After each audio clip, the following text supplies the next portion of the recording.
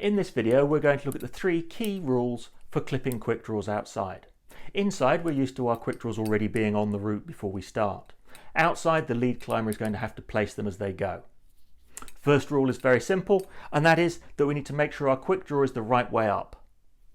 The bolt clipping carabiner, because it's going to be metal on metal, is going to be kept separate from our rope clipping carabiner, so that way if there are any scratches or nicks in the metal, it's not going to damage our rope. The way that we can tell them apart is that the bolt clipping carabiner is free to move within the dog bone. The rope clipping carabiner is the one that's held captive. If it's a solid gate, it will also be the one that's bent. The second rule is to make sure we choose the right length of quick draw. This is why I suggest having a handful of different quick draws rather than buying a set of identical ones.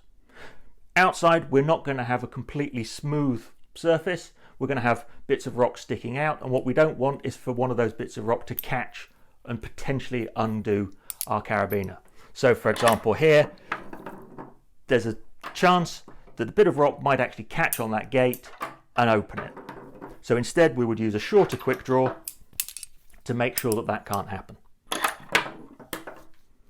The third rule is to make sure that when we clip our quick draw, the gate is facing away from the root. So if we're climbing to the left, our gate faces to the right, and if we're climbing to the right, then the gate should face to the left. So in this case, if our root is heading to the left, this will be absolutely fine.